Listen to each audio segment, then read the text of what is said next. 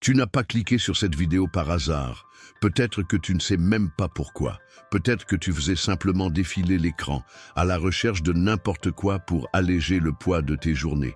Mais une partie de toi, une partie ancienne, silencieuse et oubliée, a senti quelque chose, un appel, un fil. Et maintenant que tu es arrivé jusqu'ici, laisse-moi te faire une promesse claire, crue et viscérale. À cet instant même, tu es en train d'être déprogrammé. Et si tu restes avec moi jusqu'à la fin, quelque chose en toi, quelque chose qui n'a jamais été vraiment à toi, va commencer à mourir. Et quelque chose de nouveau, de plus entier, de plus tien, va commencer à naître. Il ne s'agit pas de conseils financiers, ni de tableaux Excel, d'investissement ou de techniques de productivité. Il s'agit du sort qu'on a jeté sur toi avant même que tu n'apprennes à prononcer ton propre prénom.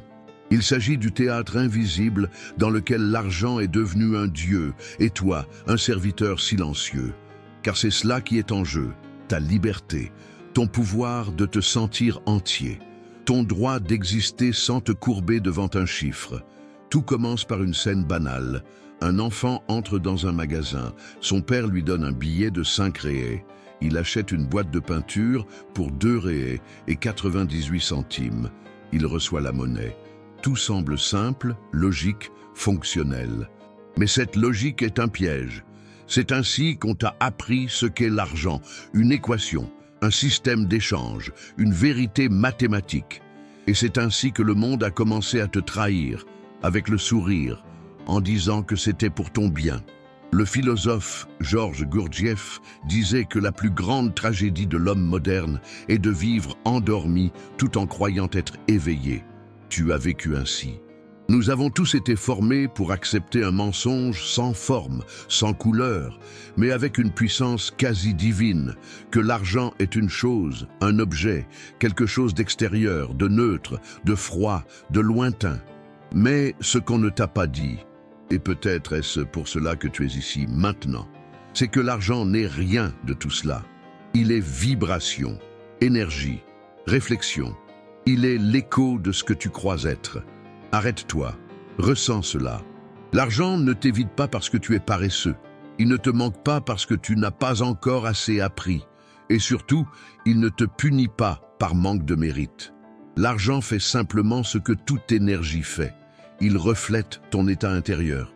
Tu peux travailler 16 heures par jour, te battre jusqu'au sang, suivre 1000 formations, méditer sur des cristaux. Mais si, au fond de ton corps, existe la fréquence silencieuse du « je n'ai pas assez », alors l'univers répondra avec cette même vibration. Le manque. Est-ce cruel? Peut-être. Mais est-ce nécessaire? Oui, parce que cela te libère de la culpabilité, te libère du mensonge du mérite, te libère de la prison du « je ne suis pas suffisant ». Il ne s'agit pas de justice. Il s'agit de physique spirituelle. L'argent ne répond pas à ton effort. Il répond à ta fréquence. Et voici une question que peu osent poser. Quelle est ta fréquence maintenant? Tu sens que l'argent est ton allié ou ton juge? Tu te sens en flux avec la vie ou constamment en dette envers elle? Tu sens que tu reçois ou que tu dois toujours prouver que tu mérites de recevoir? Peut-être ne sais-tu pas comment répondre, mais ton corps, lui, sait. Il se serre quand la facture arrive. Il se bloque quand tu ouvres l'application bancaire. Il s'accélère quand quelqu'un mentionne investissement, salaire, carte. Ce n'est pas seulement de l'anxiété, c'est un langage. C'est ton champ vibratoire qui crie « il n'est pas sûr de prospérer ». Et cette voix n'est pas née avec toi.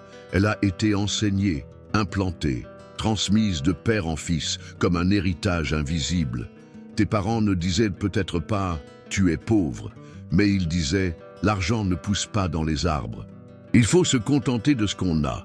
L'important, c'est de payer les factures. Des paroles apparemment inoffensives. Mais répétées pendant des années, elles ont forgé ton système nerveux comme du fer chauffé à blanc.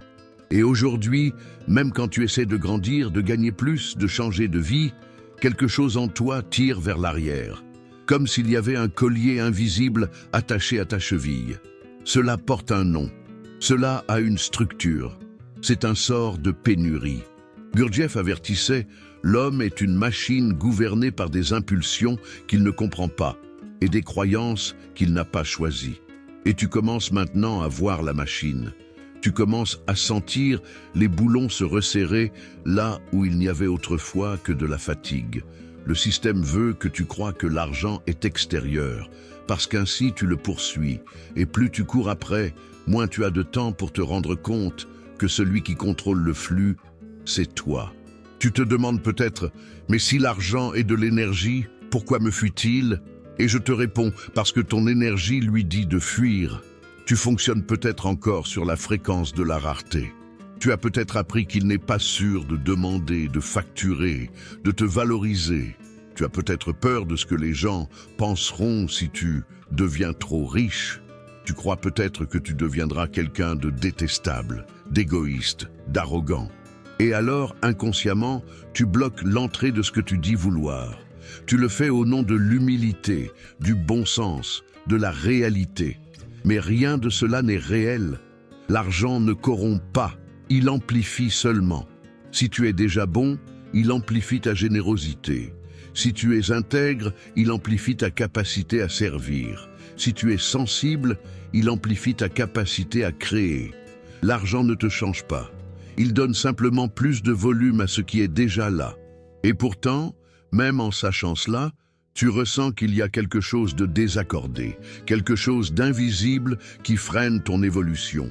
Et c'est vrai, c'est le vide que tu as appris à appeler normal. La sensation constante de courir sans jamais arriver, l'angoisse de payer les factures et de se sentir quand même en dette avec sa propre existence, le poids de se lever chaque jour sans savoir si tout cela a un sens. Tu fais semblant que tout va bien, mais au fond, tu es fatigué. Fatigué de survivre, fatigué de faire semblant, fatigué de chercher un soulagement qui ne vient jamais. Mais il est temps maintenant d'arrêter de courir, d'arrêter de fuir, de regarder en face le sort qui te lie et de te demander avec sincérité, et si tout ce que j'appelle vie financière n'était qu'une projection de ma propre prison intérieure? Gurdjieff disait que la liberté ne commence pas par la force, mais par un choc. Le choc de voir quelque chose que tu n'avais jamais vu auparavant. Et peut-être est-ce cela qui est en train de se produire maintenant. Tu vois, tu ressens, tu te souviens. Et ce souvenir ne vient pas de l'esprit. Il vient d'un endroit plus profond. D'un endroit qui sait, depuis toujours, que l'argent n'est pas quelque chose qu'on conquiert, mais un reflet de ce que l'on permet. Permets alors ce choc. Ne le fuis pas, car c'est ainsi que le sort commence à se briser. Et maintenant que tu as vu trop de choses pour revenir en arrière, je dois te poser une question. Une question qui résonnera dans tes jours, dans tes rêves, dans tes silences. Et si le problème n'avait jamais été l'argent? Et si le véritable prisonnier avait toujours été toi? Peut-être que tu as appris à sourire avec peu, peut-être que tu as passé toute ta vie à essayer de bien faire les choses, payer les factures à temps, être utile, être fiable.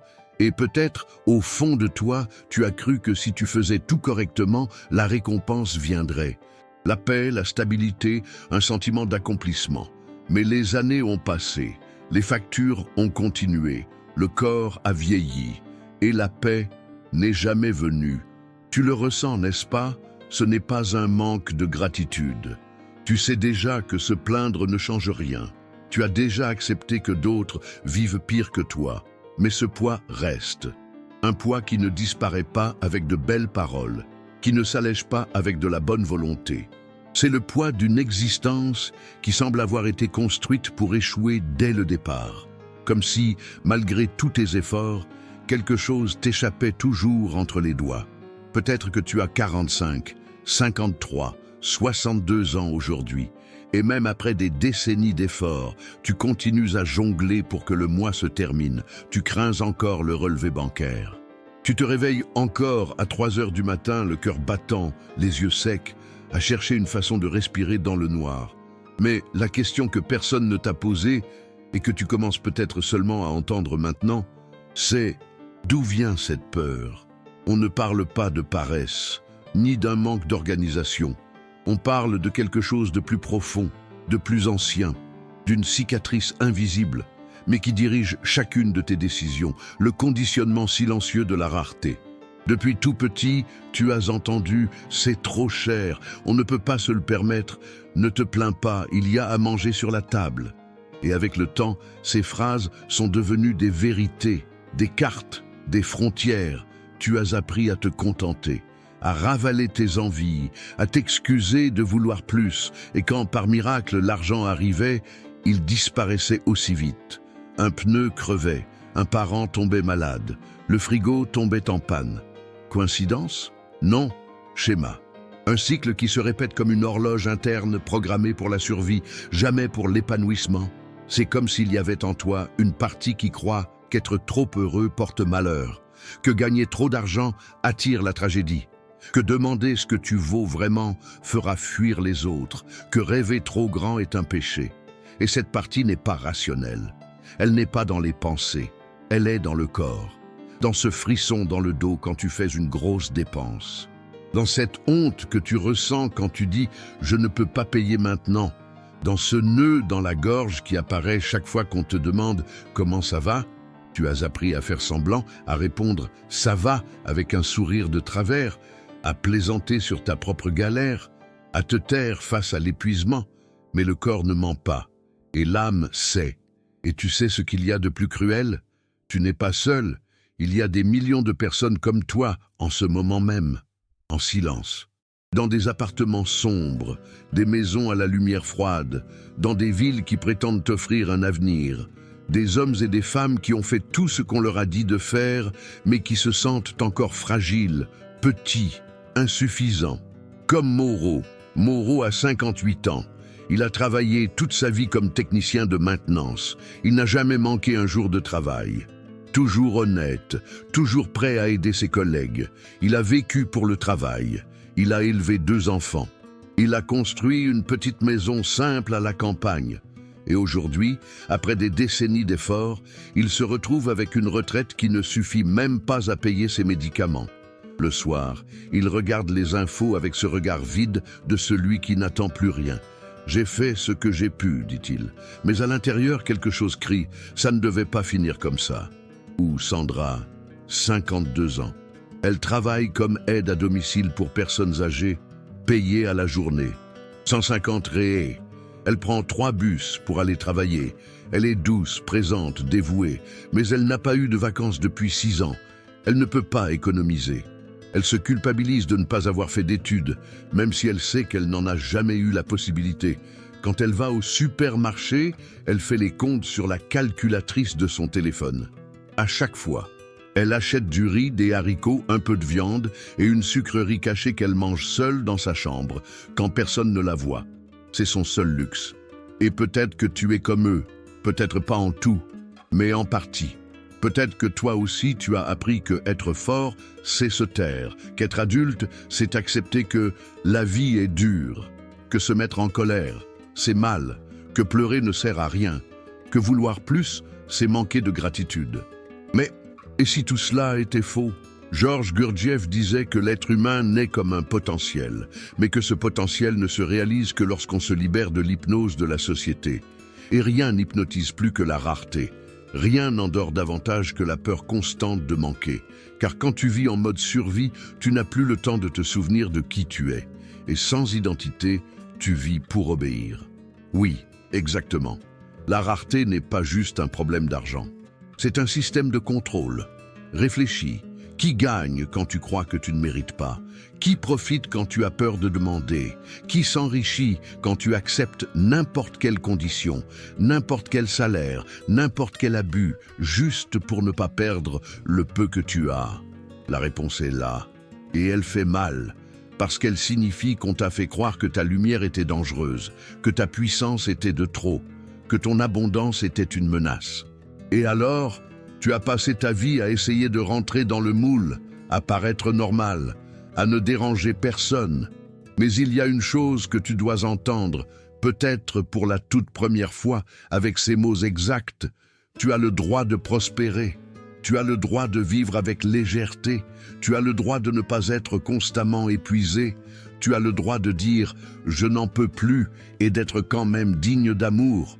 Tu as le droit d'être libre et la liberté commence à l'intérieur. Elle commence quand tu comprends que cette douleur n'est pas un signe d'échec. C'est un signe que tu ressens encore, qu'il y a encore quelque chose en toi qui bat, qui désire, qui rêve.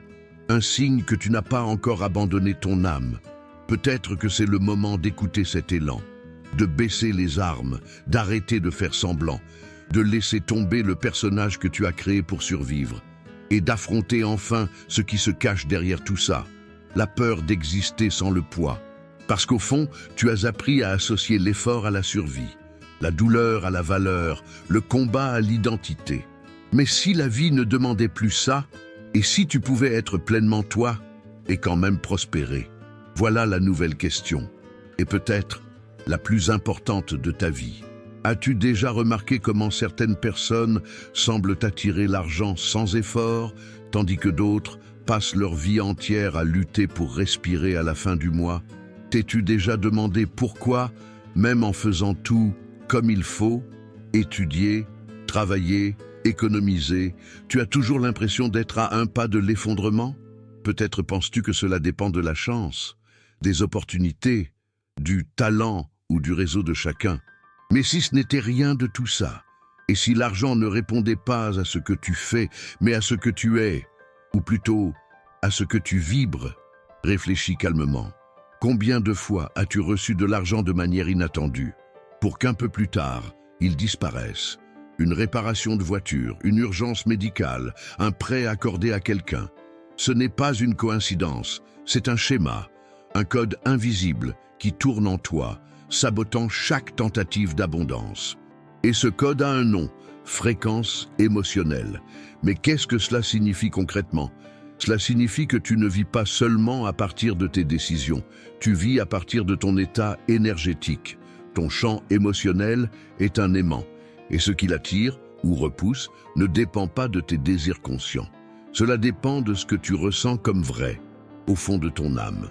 Tu peux vouloir la richesse, la liberté, la légèreté, mais si ton corps vibre encore dans la peur, la culpabilité, la honte ou l'insécurité, l'univers ne pourra que te renvoyer davantage de ce même état. Tu l'as déjà ressenti dans ton propre corps. Cette tension dans la poitrine quand tu veux demander plus pour ton travail, ce nœud dans la gorge au moment d'acheter quelque chose de cher, ce besoin de te justifier, d'expliquer, de t'excuser d'en vouloir davantage. Pourquoi cela arrive-t-il? Parce qu'on t'a appris à ne pas faire confiance au flux. On t'a appris que recevoir est dangereux, que désirer est un péché, que vivre dans l'aisance est un luxe réservé à quelques-uns. Cette croyance n'est pas dans tes pensées. Elle est inscrite dans ton système nerveux. Et tant qu'elle est là, aucune stratégie financière ne fonctionnera. C'est dur à entendre, peut-être, mais c'est libérateur, car cela signifie que tu n'es pas brisé. Tu es seulement programmé pour survivre, pas pour t'expanser. Georges Gurdjieff disait « L'homme ordinaire tourne en rond parce qu'il ignore le pouvoir de ses vibrations subtiles. » Il savait que nous ne sommes pas des victimes de la réalité, mais des prisonniers de schémas invisibles. La fréquence est ce champ imperceptible qui détermine non seulement ce qui entre dans ta vie, mais aussi ce qui y reste. Attirer n'est que la moitié du chemin. Soutenir, voilà la véritable transformation. Et voici le retournement que peu osent regarder en face. Peut-être que le problème n'a jamais été de gagner de l'argent. Peut-être que le vrai défi a toujours été de se sentir en sécurité avec. Combien de fois as-tu vu des gens qui gagnent bien leur vie, mais qui vivent comme s'ils étaient ruinés? Combien d'histoires connais-tu d'athlètes, d'artistes, d'entrepreneurs qui ont fait fortune et ont tout perdu en quelques années? Ce n'est pas de la malchance, c'est l'incapacité à soutenir l'énergie de l'abondance. Tu peux attirer ce que tu veux. Mais si ta structure interne est fragile, pleine de fissures, fondée sur la peur et la culpabilité, l'abondance te brisera. Comme de l'eau versée dans un verre fêlé, elle fuit. Et tu te retrouves au point de départ, avec encore plus de frustration qu'avant. Tu as déjà vécu ça? Tu as déjà eu l'impression que chaque fois que les choses commencent à aller bien, quelque chose vient te tirer en arrière? Partage-le dans les commentaires. Pas comme une plainte, mais comme une libération. Quand tu écris, tu matérialises. Quand tu parles, tu donnes une forme à l'invisible. Allons plus loin. Beaucoup croient encore que l'argent apporte la sécurité. Mais en vérité, c'est la sécurité intérieure qui attire l'argent. Et la sécurité n'est pas l'absence de peur. C'est la capacité à faire confiance, même face à l'inconnu. C'est pouvoir dire « je mérite cela » et ne pas ressentir de honte à l'intérieur. C'est savoir que tu peux grandir sans perdre l'amour des autres. C'est pouvoir fixer tes prix sans croire que tu es avide. C'est pouvoir dire non tout en te sentant digne. Mais comment atteindre cet état? La première réponse ne se trouve pas dans le faire. Elle se trouve dans le reconnaître. Reconnaître que ton champ vibratoire actuel a été bâti sur des histoires qui ne sont pas les tiennes. Des récits hérités, des phrases répétées, des blessures muettes, des absences de modèles sains. On ne t'a pas appris à prospérer. On t'a appris à endurer. Dès l'enfance, le système t'a appris à échanger ton temps contre de l'argent, ta patience contre de l'obéissance, ton talent contre le silence. Personne ne t'a appris à recevoir, juste à tenir bon, à économiser, à survivre, à vivre dans la peur. Et c'est devenu ta norme. Mais cette norme ne t'étouffe-t-elle pas un peu plus chaque jour? Georges Gurdjieff croyait que la plus grande forme de liberté, c'est de voir à quel point nous avons été conditionnés.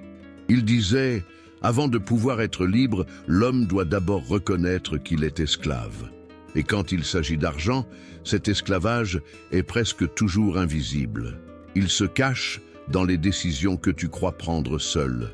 Il vit dans la peur de perdre le peu que tu possèdes, dans le malaise de vouloir davantage, dans l'anxiété qui ronge tes journées et sabote ton sommeil. Alors dis-moi, d'où vient cette anxiété? Est-ce vraiment la tienne, ou bien a-t-elle été implantée en toi sans que tu t'en rendes compte? Réponds dans les commentaires, ou écris-le pour toi-même, mais ne garde plus cela dans ton corps. Tu dois donner une voix à ce que tu as toujours avalé en silence, car c'est ainsi que la fréquence commence à changer, pas par des visualisations creuses, ni par des affirmations répétées mécaniquement, mais par la vérité, par la présence, par tout ton être criant. Je refuse de vibrer encore dans la pénurie.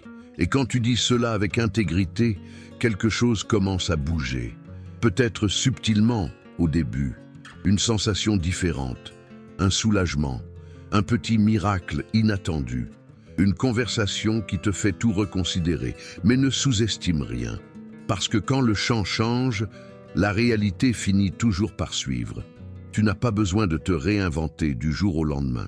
Tu as seulement besoin de commencer à reconnaître les déclencheurs, les peurs, les croyances héritées, et regarder tout cela avec compassion, mais aussi avec fermeté. Assez de vibrer comme si tu mendiais. Tu n'es pas ici pour quémander de l'argent. Tu es ici pour te rappeler que l'argent n'est qu'un miroir, et ce qu'il reflète dépend de qui tu choisis d'être maintenant. Alors dis-moi, quelle fréquence choisis-tu de vibrer aujourd'hui? Avez-vous déjà remarqué à quel point il est difficile de se sentir en paix, même lorsque tout semble, en apparence du moins, être à sa place? Vous avez peut-être payé vos factures, rempli votre réfrigérateur, même mis un peu d'argent de côté sur votre livret d'épargne. Et pourtant, quelque chose rôde en vous, une sensation silencieuse qu'un problème peut surgir à tout moment, une respiration qui ne va jamais jusqu'au bout. Une pensée qui revient sans cesse, est-ce que j'y arriverai encore le mois prochain? Ce sentiment n'est pas uniquement le vôtre, il est collectif. Et il porte un nom, l'anxiété financière chronique. Des études récentes montrent que 72% des adultes dans le monde ressentent un certain degré d'anxiété lié à l'argent chaque jour. Il ne s'agit pas seulement de personnes sans revenus. Très souvent, ce sont des professionnels installés, des parents de famille, des femmes qui portent un foyer à bout de bras, des entrepreneurs qui gèrent leur activité. Peu importe combien ils gagnent, le sentiment d'insécurité demeure.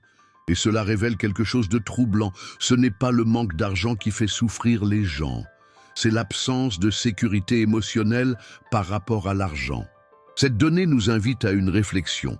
Et si le problème ne venait pas de ce que vous avez, mais de comment vous vous sentez par rapport à ce que vous avez? Car l'argent, en soi, n'a jamais été le méchant. Il n'est qu'un messager. une façon qu'a la vie de vous montrer où ça fait encore mal. Et cela fait bien plus mal que vous n'osez l'admettre. Vous vous souvenez de la première fois où vous vous êtes senti coupable d'avoir dépensé pour vous-même, peut-être pour un vêtement neuf, un dîner au restaurant, un cadeau que vous vous êtes offert et que vous avez regretté ensuite. Ce n'était pas la somme, c'était le poids, une voix intérieure qui disait « Je n'aurais pas dû faire ça ». D'où vient ce poids? Peut-être de votre enfance, du silence de votre mère en regardant le relevé de carte bancaire, du ton de votre père quand il parlait des factures, de la dispute de fin de mois, de la peur d'entendre « on ne peut pas se le permettre ». Ces choses-là restent, non pas comme souvenirs, mais comme empreintes dans le corps. Et chaque fois que vous avez envie de vivre avec un peu plus de légèreté, le corps se souvient. Tu te rappelles ce qui s'est passé la dernière fois qu'on s'est permis ça. Alors, vous vous sabotez. Mais vous ne voyez pas cela comme de l'auto-sabotage. Vous appelez cela prudence, conscience financière, réalité. Et ainsi, une vie entière se répète en mode automatique. Vous pouvez gagner plus, mais vous ne vous sentez jamais plus riche. Vous pouvez avoir des économies, mais vous avez toujours peur. Vous dites, grâce à Dieu, tout va bien. Mais à l'intérieur, vous sentez que tout tient à un fil. Et peut-être que c'est vrai, mais pas dans le sens où vous le pensez. Peut-être que ce qui tient à un fil, ce n'est pas votre compte courant. C'est votre âme, votre patience, votre capacité à endurer encore une année, un autre cycle, un nouveau sacrifice. Car la question qui vous hante, même en silence, c'est « à quoi bon tout ça si je ne me sens jamais libre ?» Cette question doit être posée avec courage, parce qu'elle ouvre des portes dangereuses. Elle démonte les récits qu'on vous a appris, elle fait vaciller votre sol, mais elle peut aussi devenir la seule véritable sortie. Georges Gurdjieff disait « La plupart des hommes préfèrent mourir plutôt que de changer leur manière de vivre. » Et cette mort n'est pas littérale.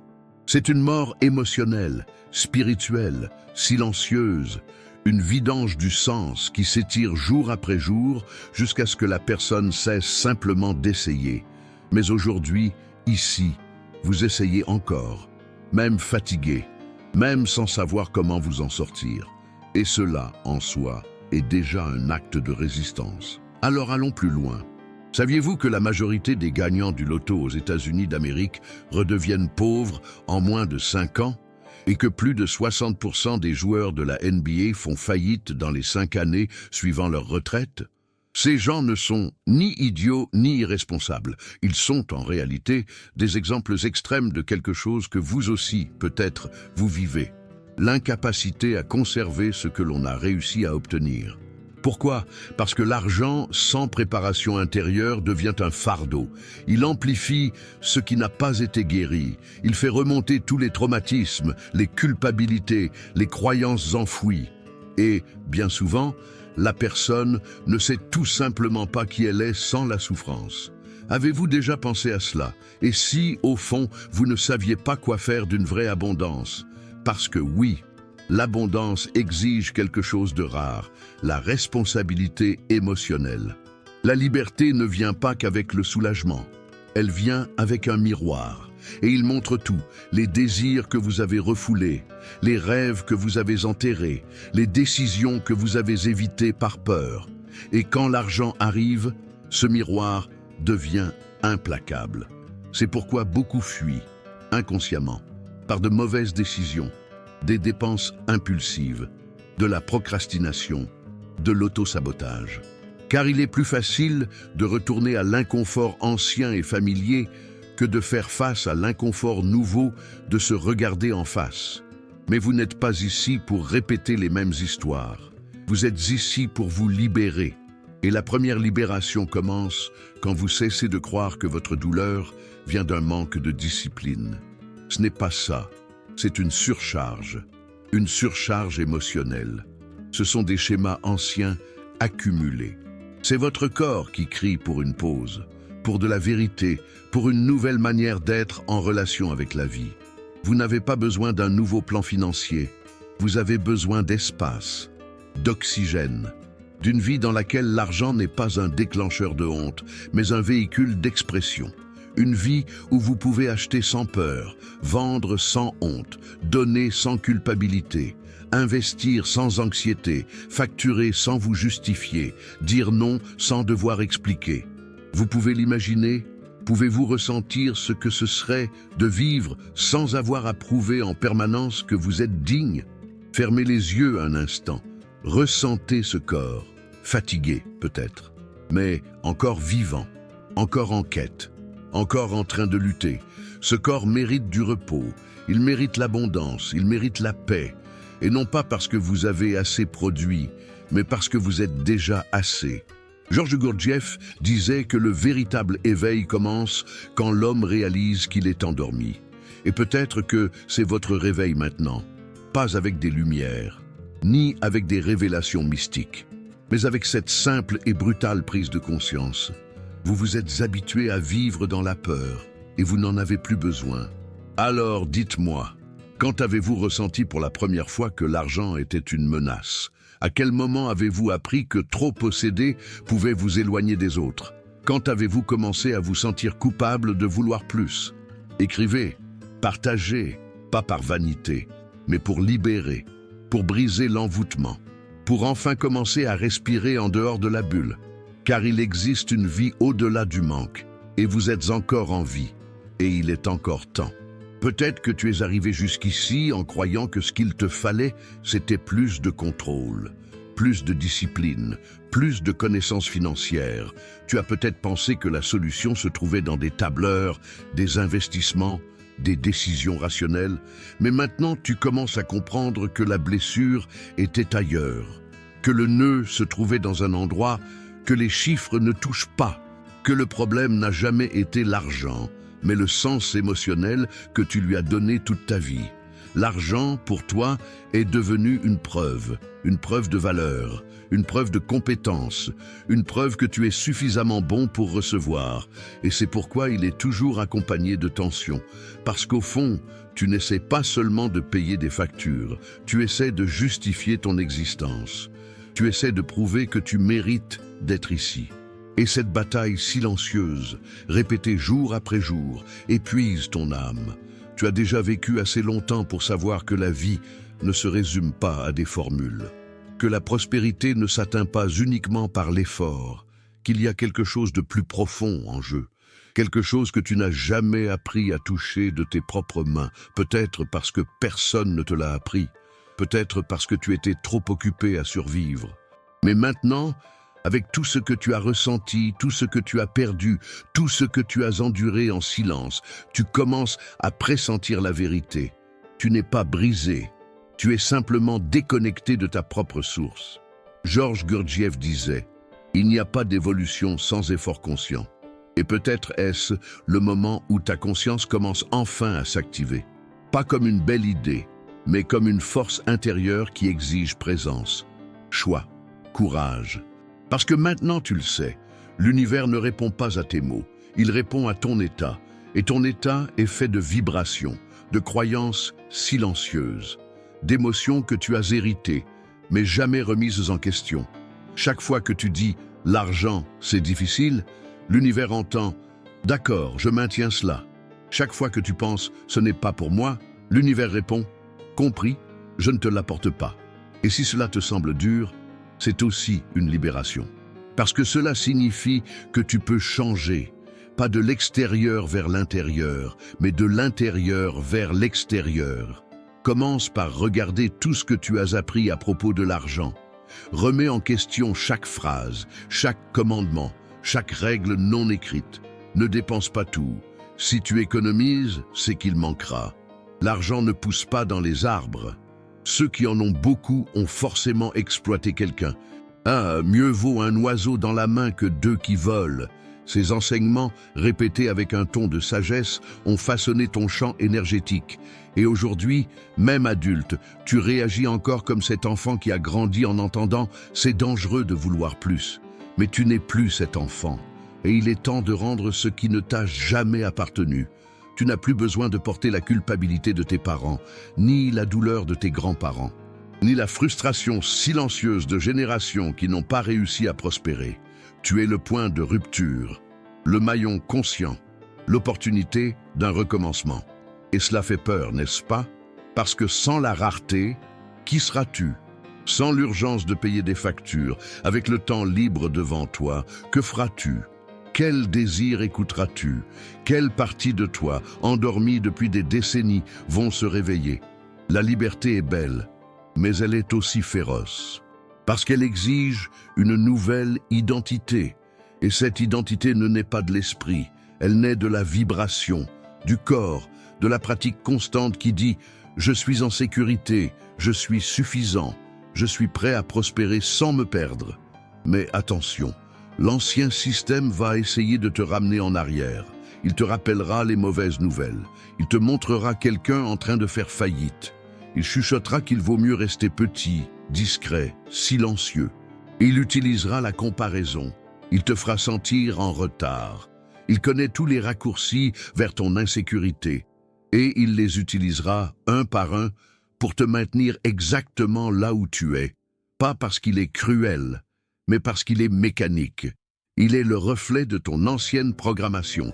Et comme toute machine, il cesse de fonctionner quand tu tires le fil de la conscience et dis « ça suffit ».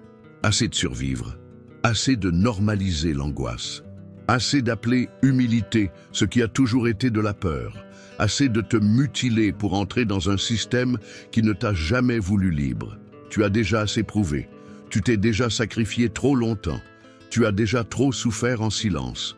Et peut-être es-tu déjà trop fatigué pour continuer à faire semblant que tout va bien.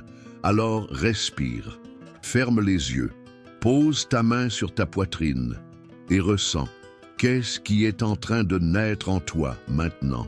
Peut-être du courage, peut-être de la colère, peut-être une vieille tristesse qui demande de la place. Laisse-la venir, ne fuis pas, ne fais pas semblant, parce que tout cela est du matériau de construction pour ton nouveau champ vibratoire.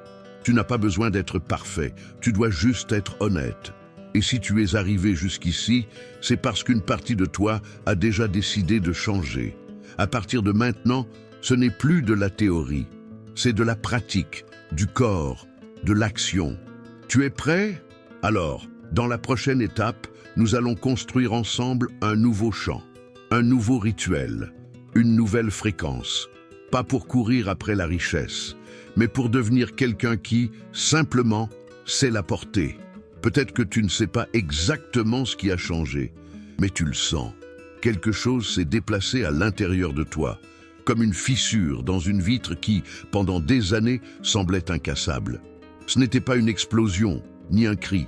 C'était un silence différent, une lucidité qui est venue doucement, mais avec force. Et maintenant, même si tu essaies, tu ne peux plus ne pas voir. La peur du manque a perdu un peu de son pouvoir, et l'ancien vertige commence à faiblir. C'est ici que commence le véritable travail, parce que la conscience sans la pratique n'est que poésie. Et tu n'as pas besoin de plus de belles paroles, tu as besoin d'un plan, d'un chemin, d'un champ vibratoire nouveau, soutenu jour après jour par des gestes qui confirment ce que ton âme a déjà compris. Tu es prêt à vivre dans l'abondance. Mais qu'est-ce que cela signifie, concrètement? Cela signifie construire une routine énergétique. Cela signifie traiter ta vibration avec autant de respect que tu traites ton corps. Cela signifie créer des rituels qui soutiennent ta nouvelle identité. Il ne s'agit pas de formules magiques, il s'agit de cohérence. De vivre pleinement ce que tu veux ressentir. Alors voici, un plan simple, réel, transformateur. Un plan non pas pour gagner plus d'argent, mais pour devenir quelqu'un qui vibre en harmonie avec lui. 1. Rituel matinal d'alignement énergétique. Avant que le monde ne t'entraîne vers l'extérieur, reviens à l'intérieur. Réveille-toi et, avant même de toucher ton téléphone, pose les pieds au sol. Respire. Les yeux fermés, dis à voix haute « Je suis la source, je suis digne ». Aujourd'hui, le flux de l'abondance trouve en moi un champ ouvert et sûr. Ressens les mots. Même s'il te semble faux au début, la vibration ne répond pas à la logique, elle répond à la répétition ressentie. Ce moment ne doit pas durer plus de 3 minutes, mais s'il est vécu avec présence, il reprogramme tout ton champ pour le reste de la journée. 2. Dépense avec conscience, pas avec culpabilité. Chaque fois que tu effectues un paiement, un achat, une facture, un abonnement, arrête-toi un instant et dis mentalement « Je libère cette somme avec confiance. Elle me revient multipliée sous des formes que je ne comprends peut-être pas encore. » Transforme chaque transaction en portail, pas seulement de sortie, mais de circulation. L'argent ne part pas, il se déplace. Et le mouvement est ce qui maintient le champ vivant. 3. L'enveloppe de la confiance. Choisis un montant fixe. Il peut être petit, 10, 20 ou 50 réais par semaine. Place cette somme dans une enveloppe ou sur un compte séparé avec le nom « Confiance ». Ce n'est pas un argent pour les urgences. Ce n'est pas pour un usage pratique. C'est pour te rappeler visuellement que tu auras toujours plus que nécessaire. L'enveloppe est un symbole. Elle parle directement à l'inconscient. Et l'inconscient répond au symbole bien plus qu'aux promesses. 4. Écoute le corps plutôt que l'esprit. Avant de prendre une décision financière, respire profondément et ressens. Qu'est-ce que mon corps dit? Souvent, l'esprit crie « oui » par peur du manque. Mais le corps se contracte. D'autres fois, le corps se détend devant une opportunité et l'esprit, programmé par la peur, bloque. Peu à peu, tu apprendras à distinguer la peur de l'intuition. Et l'intuition, contrairement à la peur, ne crie pas. Elle murmure doucement. 5. Révision énergétique du soir. Le soir, allongé avant de dormir. Ferme les yeux et repasse ta journée. Mais fais-le avec bienveillance. Demande-toi, à quel moment ai-je agi comme quelqu'un qui fait confiance à la vie?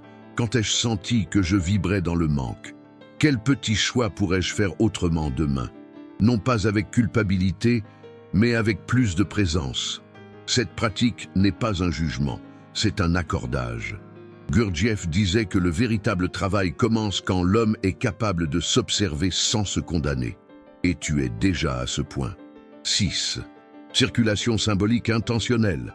Une fois par semaine, offre quelque chose au flux. Cela peut être une somme donnée sans attendre de retour. Un cadeau, un café offert à quelqu'un, un pourboire plus généreux. Mais offre-le avec une intention consciente. Dis mentalement « Je n'ai pas peur de donner, car j'ai confiance que plus arrive déjà vers moi. » C'est l'un des gestes les plus puissants pour briser le sortilège du manque. Car il contredit, dans l'action, l'ancien schéma du « garde tout avant que ça ne disparaisse ». 7. Crée un espace physique d'abondance. Choisis un coin de ta maison, même minuscule, et transforme-le en hôtel de prospérité. Il n'a pas besoin d'être religieux. Il peut contenir une bougie, un cristal, une image qui t'inspire, un billet plié, un carnet d'intentions. Assieds-toi là chaque jour, même 5 minutes. Respire, visualise, affirme. La présence physique de cet espace sert d'ancrage. Il dit à ton inconscient, ici, il est sûr de désirer. Ici, il est permis de recevoir. Ces pratiques sont des semences. Et les semences ne fleurissent pas du jour au lendemain. Elles ont besoin de répétition, de nutrition, d'un sol vibratoire fertile. Et ce sol, c'est toi. Toi, maintenant, n'es plus la même personne que celle qui a commencé cette vidéo. Tu as vu le voile tomber. Tu as reconnu les schémas. Tu as senti l'appel.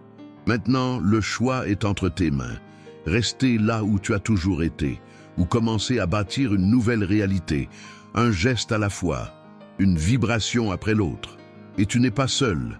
Ici, sur cette chaîne, il existe une communauté silencieuse, mais vivante, faite de personnes comme toi, qui ont senti un éveil, qui veulent plus qu'une survie mécanique. Des gens fatigués de la prison invisible du manque et décidés à réécrire leur propre histoire. Si tu as ressenti quelque chose pendant cette vidéo, si une partie de toi a tremblé, s'est réchauffée, s'est apaisée, partage-le dans les commentaires. Dis ce qui t'a touché. Dis où tu sens que tu as besoin de force. D'autres liront, se reconnaîtront, te répondront. Et ainsi, peu à peu, la guérison individuelle deviendra collective. Abonne-toi à la chaîne. Aime cette vidéo si elle t'a touché. Ce n'est pas seulement une question d'algorithme. C'est un message envoyé à l'univers. Je choisis cette fréquence. Tu es le bienvenu ici et tu mérites tout ce que, jusqu'à aujourd'hui, tu n'as osé que désirer en silence. Allons-y ensemble.